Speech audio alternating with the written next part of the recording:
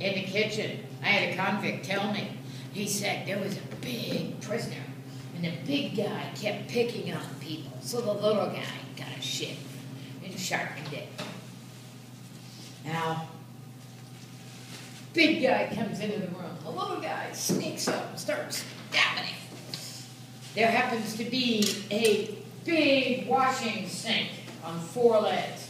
And then he kicks the guy under that sink. And he throws the shiv down where it gets flamed in the sink and walks out of the room. Blood is leaking out of that prisoner, trailing over to the drain in the middle of the room. Guard comes around the corner, looks in, and uh-oh, blood. We need backup in the kitchen. All the guards come in. They get the guy from under that table, they pull him out, they try to stage him out, they throw him on a gurney and run him upstairs. The next morning, he's dead.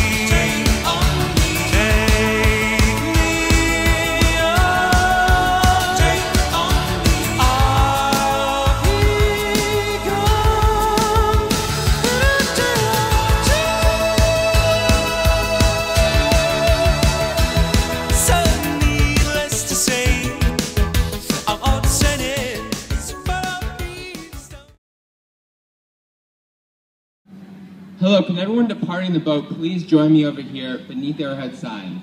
I can give you some great Alcatraz trivia, tell you about the great interpretive programs we have here, and last but not least, tell you about where you can get your great audio tour.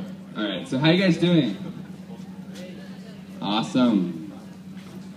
Alright, so I'd like to start off with just asking a question. Does anyone have a favorite movie associated with Alcatraz? Just blurt it out if you do. The Rock, yes. 1996, that was starring Nicolas Cage and Sean Connery. So, just blurt it out if you have an idea. How many people think The Rock was actually filmed here on Alcatraz? Yes or no? No?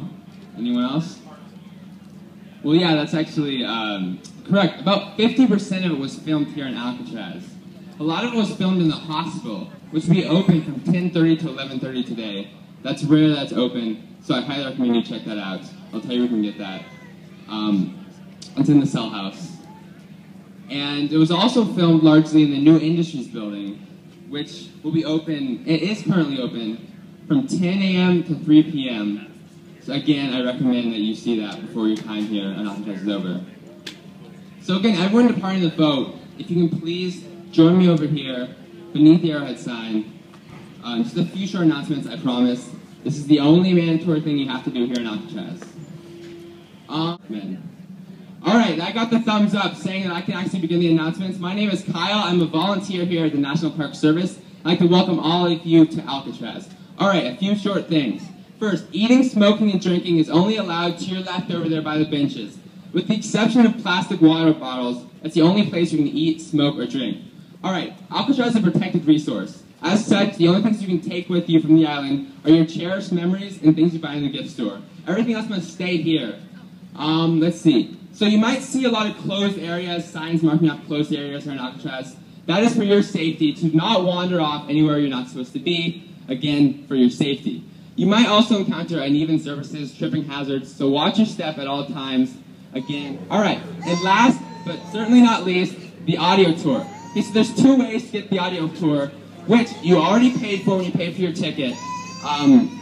The first, more conventional way is that you go up that hill, all the way up to the red street signs. You follow the red street signs, it'll take you up to the cell house entrance, and from there you pick up the audio headset. Again, my name is Kyle. I'm a volunteer here, and I hope you all have a wonderful day. Feel free to ask me any questions. Have a great day in prison. Good morning, everyone. So the way that you would operate a cell house door is to select the door. I'll select number 1.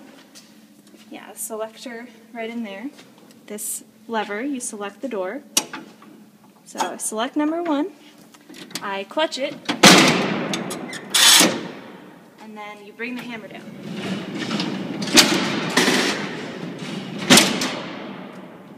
Now we know why it's known as the slammer, right?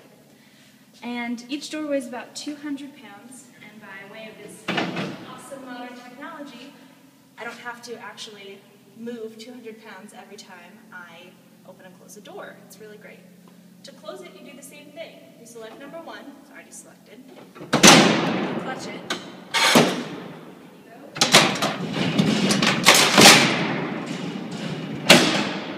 and it should be closed.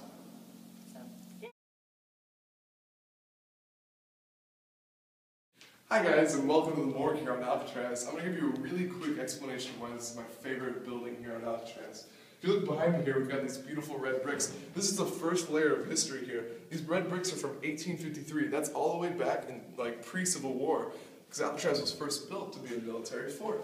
Now we've got these beautiful red bricks that take us all the way back to 1853, and that's the first layer of history. The second layer of history that we have is all the way back there. What this was originally intentioned was as a transverse tunnel, but when the tunnels closed, and the military fort became a military prison, they closed off the tunnels and they built these drawers here. And in 1910, those drawers were installed as this room became a morgue instead of an entrance to a tunnel.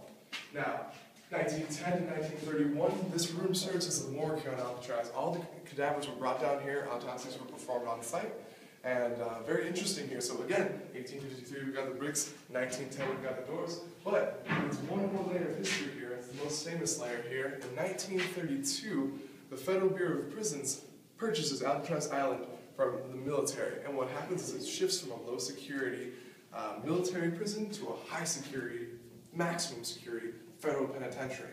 So state regulation changes, and because it now becomes federal law says that bodies and autopsies cannot be performed on site. They must be performed at a state hospital. So bodies get taken off the island, and this is no longer a morgue. It doesn't need to be a morgue.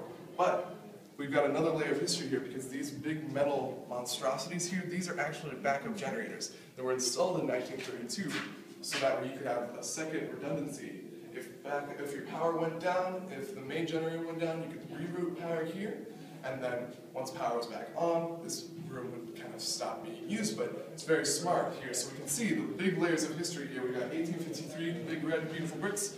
We got 1910, we got these drawers, and in 1932, we have the installation here of the generators. Thank you guys so much. This is my morgue tour, and I hope you enjoyed it. Thanks for coming.